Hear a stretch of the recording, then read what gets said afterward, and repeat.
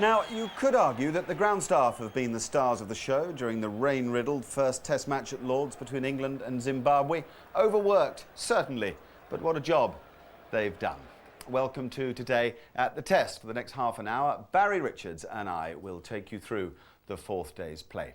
England, of course, were in an immensely powerful position, and the only thing one felt might deny them would be more of the appalling weather that hit London again this morning. Mind you, denying Darren Gough seemed unlikely.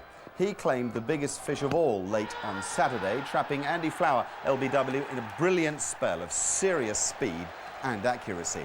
But back to today's rain for a moment. It suddenly stopped. The skies cleared, and at 2 o'clock, Simon Hughes was on the pitch.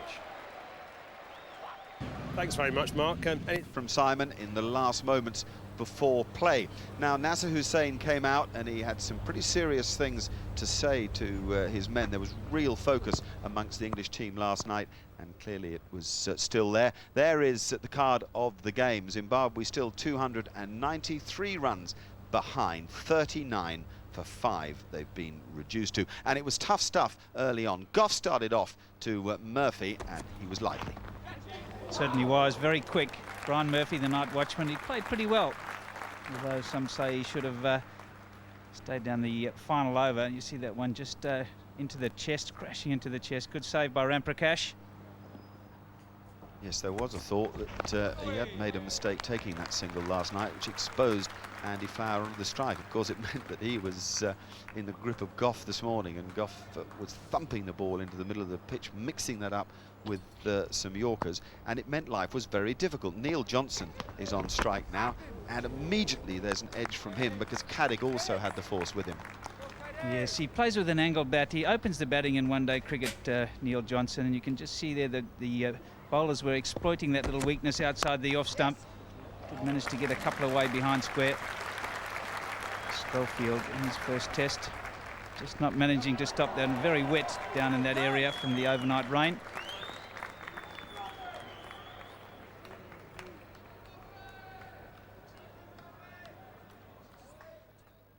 Interesting to see Andy Caddick's different modes of delivery. The one on the left with the seam upright, he's trying to swing that away from the right-handed batsman. The one on the right, he's scrambling the seam, bowling it across seam, trying to make it veer away from the left-handed batsman. And he achieves the desired effect. So good use of tinkering with the seam to outwit the left-hander and the right-hander.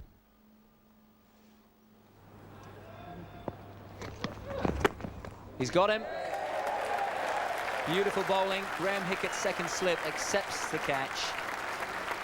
Hasn't taken long for England to pick up their first wicket. Caddick's got it. Johnson's on his way. Yes, quite prophetic stuff from Simon Hughes. Barry, Andrew Caddick rotating the seam, but still getting the ball to move away. Bowls a beautiful length. Really catches him on the crease here. Neil Johnson nowhere with the footwork, just angling it away. And Graham Hick, safe as ever, makes no mistake at second slip.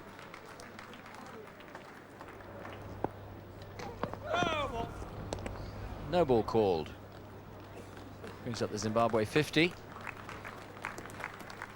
Well, 50 for 6, though. I mean, it was such a hopeless situation. One felt for everybody, and really credit to Brian Murphy, because he's only just arrived from Cape Town University as coming as night watchman. He's fending them off. A decent effort. There is another good appeal. A lot of LBW shouts. And of course, Darren Gough was amongst it all the time. David Orchard, the umpire there, just deeming that that one might have snuck a little bit down the leg side. I think it's a very good shout, though. Isn't it ever? I mean, it's hit him between wicket and wicket. We've done a transparency job on the batsman. We know what Darren Gough thinks, and one has a suspicion of one's own. But that hint of doubt for the umpire, rightly. He says, no, it's not out. And still movement and still pace from Gough. He said he was one of the stars of the England side. He and Giddins and CADDICK, between them, have really put the cat amongst the pigeons for the Zimbabweans. You see Brian Murphy not quite in line there. He did a wonderful job, though, as a night watchman. He saw off all the batsmen, and he's still around. The weather sort of built up a bit on everybody, and you know, you kind of felt that England was straining now. The odd wild ball, that one down the leg side from CADDICK, and Stewart having to adjust to take it. And it was almost as if, as the clouds got blacker, the bowlers were sort of pushing harder to try to force the issue here. Yes, you get a little bit anxious when you see those clouds coming in. They'd lost so much through rain. Didn't want to lose the match. And Darren Gough, he was really fired up. In the second innings, he showed what he was able to do, bowling at over 90 miles an hour. Ed Giddings picked things up when he came on, and he did all right. Here's Guy Whittle, though, on strike. He did all right, too. Excellent stroke. Lovely reach out to the ball.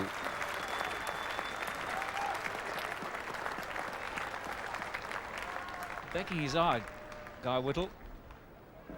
It's well executed. He's not a tall man, and he's got a long way to go. He's followed the swing, which will encourage the bowler, of course.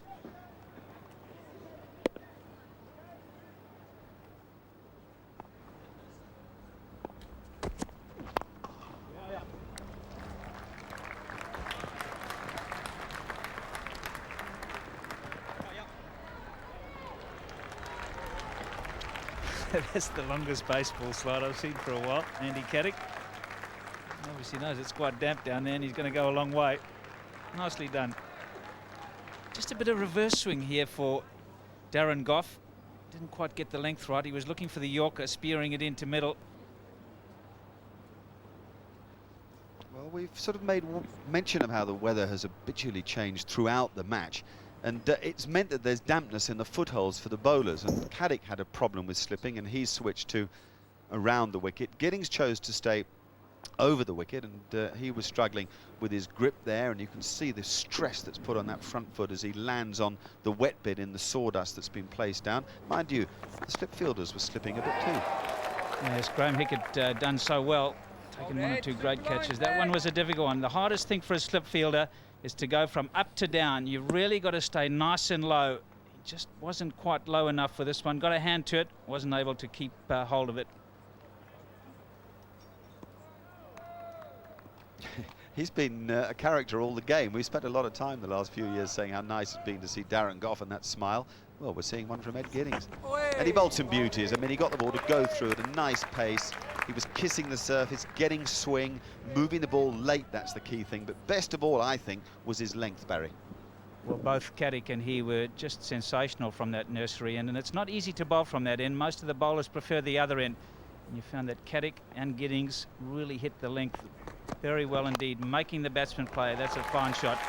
Just the one that he overpitches every now and again, looking for that catch behind. He's prepared to gamble, Andy Caddick.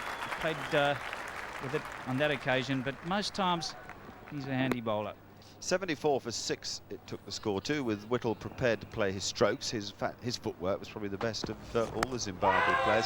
Decent appeal for LBW. The ball didn't quite come back enough, and it's an interesting issue, this LBW law thing. We get asked question after question about it. If the ball pitches outside off stump, it's fine. It's where it hits the batsman, unless he's not offering a stroke, and there was no stroke offered there. So if that had gone on to hit the stumps, that could have been given out LBW, even though it didn't hit him between wicket and wicket.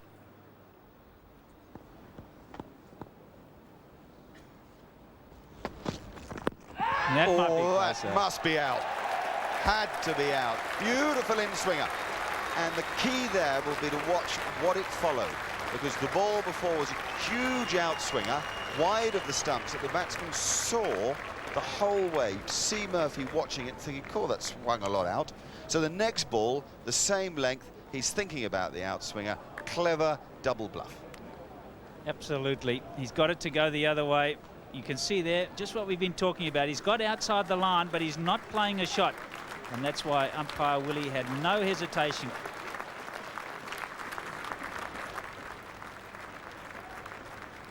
That's the one was not out, just a little bit too high. And that was a net for umpire Willie. And this one, absolutely no doubt, just angling in, would have hit the stumps. Centre, 2 left.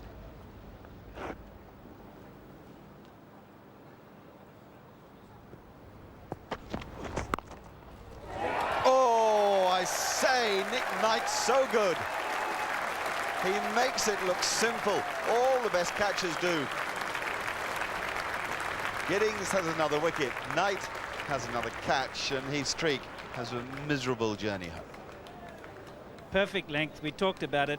It's absolutely immaculate. Had to play it. Wasn't sure which way it was going. It's just nipped away enough. And that's a fine catch. Going to his right. Straight in for Nick Knight. 8 down for 74.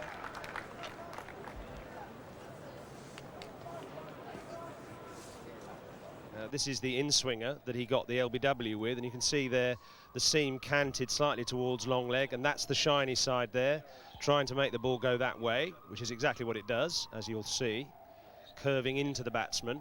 LBW no shot. Then this is the 2 balls later, bowling, trying to make the ball go away. The seam this time is canted towards third man. This is the shiny side. The ball curves away towards the slips and takes another wicket for Ed Giddins. Hello again from today at the Test. Awful strife for Zimbabwe. Bowled out for 83 in their first innings. They're 74 for 8 in the second innings. It's around about 3:15 in the afternoon, and Ed Giddins is bowling to BRYAN Strang, and BRYAN Strang had the most hysterical start, really. In fact, it was pretty amusing stuff all the way through his knock. He sort of shoveled it here and he shoveled it there and he shoveled it just about everywhere, and in between times he played some cracking strokes, and in between that he seemed to get hit there and everywhere too. It was a real mixture, but in this initial stage of his knock, the first thing you thought was it'd be over pretty quickly. Yes, he was inventive rather than orthodox, BRYAN Strang, with all his stroke play. Prepared to go down the wicket, and some he hit and some he didn't.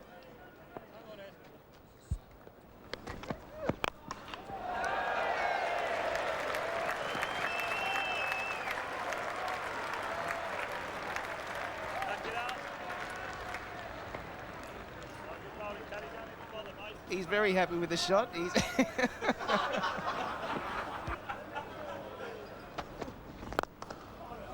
That's a lovely shot down the ground.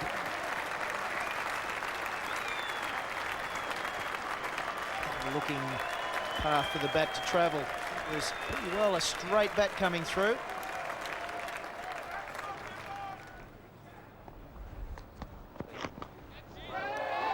It's a big shout. He's given it not out. England side were very confident.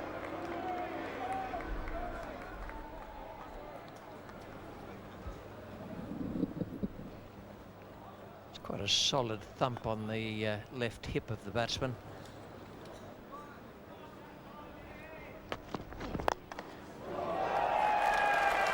Very good shot.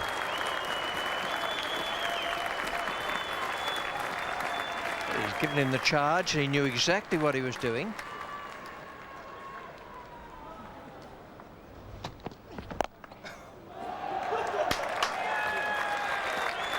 Beautiful stroke. He started to charge there.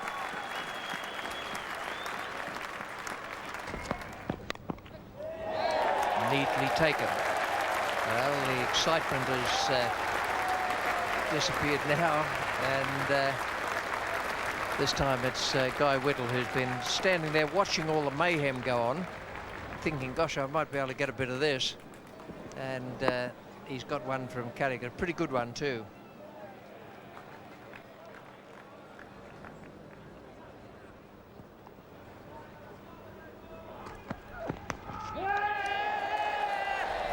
And I don't think, I had a feeling for a moment that that might have flicked the outside of the stump. There was a sound, there's no doubt about that. It didn't sound like a nick.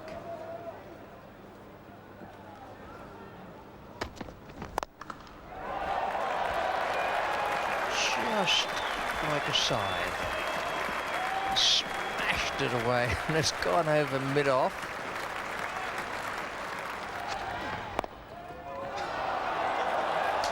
And he's got the elegance as well.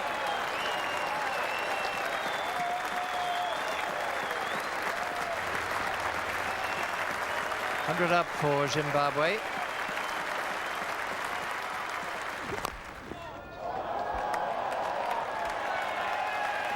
In theory, you want to be on bowling at number 10 inside, but there are times when it can turn out to be very, very frustrating.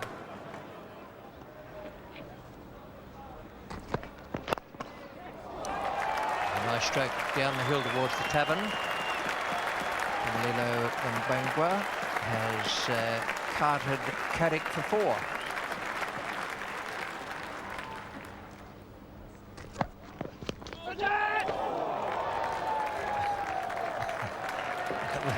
Shouts there. Started off possible shout for LBW. It's come off the inside edge, so it's 4 against Caddick. That's going to please him even less. His technique is not the greatest, but it's certainly effective, as you can see here.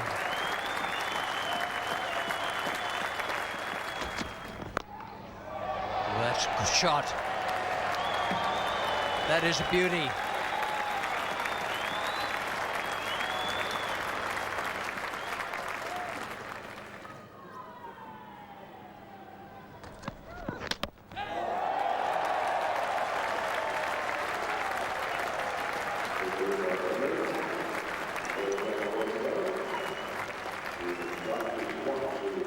Marvellous effort from England. That is their 8th best ever effort in a test match, winning by an innings and 209 runs. The cards, well, only BRYAN STRANG really, 37 he made, and it was highly entertaining, and Guy Whittle played pretty well in truth, so the fight came right at the bottom of the order. All out 123, the Zimbabweans. The England bowlers, very, very good again. Goff picked up 4, Caddick 4, Giddins 2. Goff didn't get that elusive 5th that got him on the boards up there. Giddins was chosen as the man of the match, and afterwards Stephen Lee spoke to both the captains. You're watching Channel 4.